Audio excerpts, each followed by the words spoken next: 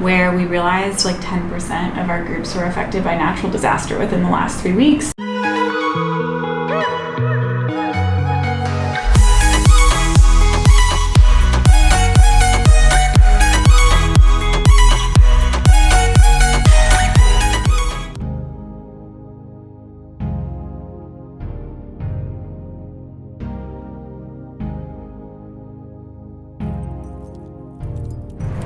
Is that gonna work? Yeah, it kind of gets rid of the glasses thing. Now, it's definitely stable.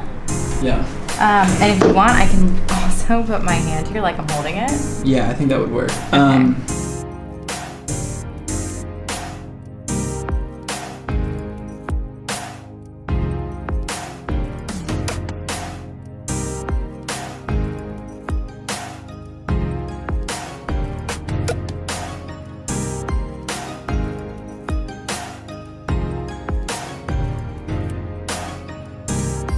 Article, you have this like kind of get your freebie with the guide call to action. Additionally, I started last night playing with Sumo Me, which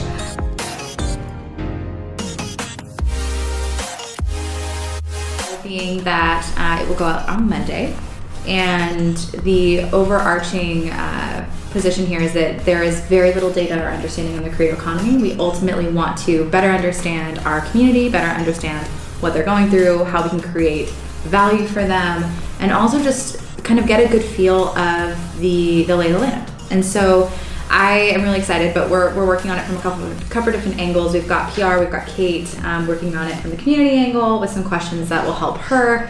Also, I'm starting to look towards one of the Q4 objectives around density building, specifically in the Los Angeles MSA, and thinking about ways in which we can do that better, ways in which we can better understand the value that each new member brings to the community. And that's ultimately what we're trying to prove out here with Network Effect, is that with each new person that we add to the community, there's added value.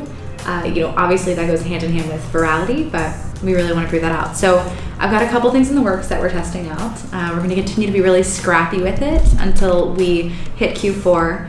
I'm working closely with the product team, specifically Guy and Daniel, to put together a landing page specifically for Los Angeles, for the community, that will be all about the LA area and really kind of catering towards that creative community. We're also working with Noam to create a looker dashboard. I think she just sent it over today, that will help us track that. So just a couple kind of foundational pieces that I've been working on this week. But if you have any ideas or input, I'd love it.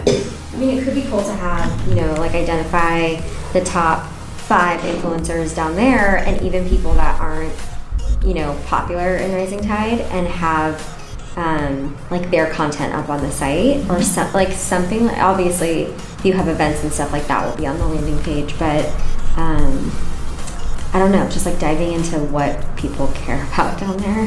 How do you suggest we narrow down 5 influencers in Los Angeles?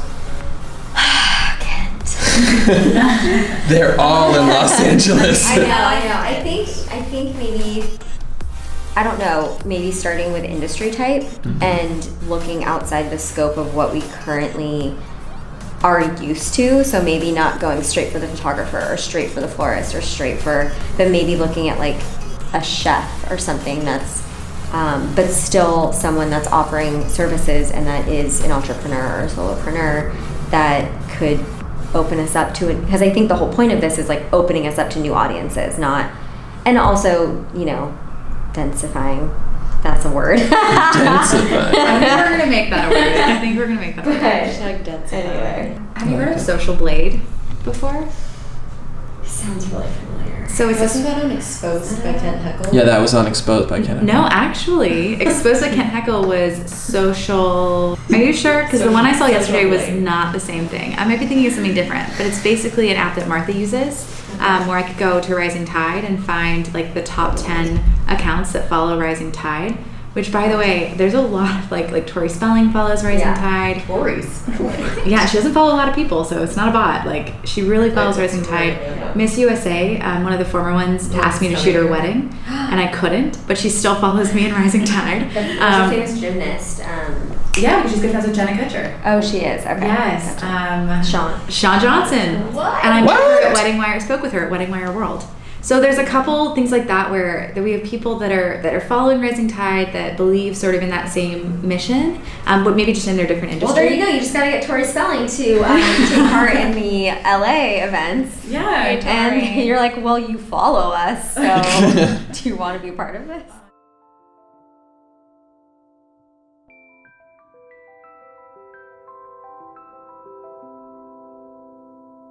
Hey. Hey, what's going on?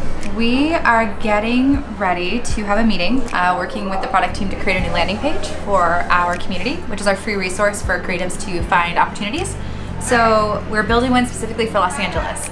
And we want to prove out the concept that the community is most valuable when you have density in a local area, meaning creatives tend to work in the same geographic area. So if we can pack it in with as many creatives as possible, it will be more successful and provide more value to the people that are there.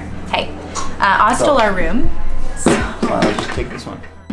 There's been a lot going on, like in the community. Like we were just in that meeting where we realized like 10% of our groups were affected by natural disaster within the last 3 weeks. Do we want to continue partnering with direct relief for like medical supplies and first response? Like for disaster relief, do we want to use it to highlight another charity or another cause that is really near and dear to our hearts? Like, do we want to theme it and like frame it, or do we want to leave it up to groups to decide for themselves? I think on the national level, we should frame it. So on the national level, I think we need to rally around one concept. Prior to the natural disasters, we had talked a lot about like water. As just being something that is, obviously a cause around the world, clean water.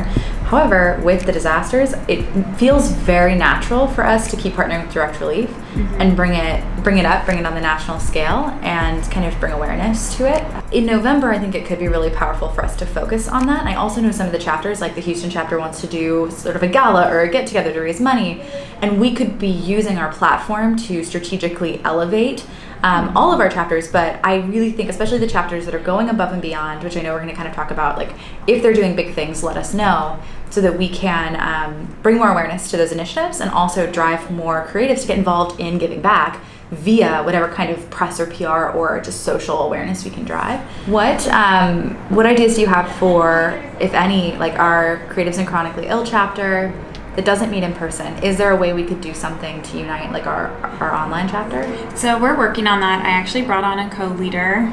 I did this awesome. Yeah. So it's actually someone that I've become really close friends with. We've never met in person, which is like the beauty of like the internet. Is there something that we could make or like all contribute to together to sell that then would raise money or awareness for like invisible illness or mental health, something like that? So that's what we're talking through. We haven't decided yet, but this is why we want everything to be just rolling out early. I want to give groups the chance to really dive into it, and then we can really promote it and like celebrate it, because this is a great way for people to get involved if they haven't connected with their local chapter yet. I love it. The gift guide too, like it's already raised over $3,000. I know, that's nuts. It's casual. We haven't said anything. Casual. We haven't told the community yet. We're just like, the gift guide. No, it raised over $3,000 already for hurricane relief. I can't. Natalie, I'm gonna like screenshot that now. Turn it into a gift. Actually, we should take a photo. Can we take a photo of us for the cover of it? For the thumbnail? Yeah, Yeah, because let's do Keith's it. never been in a thumbnail.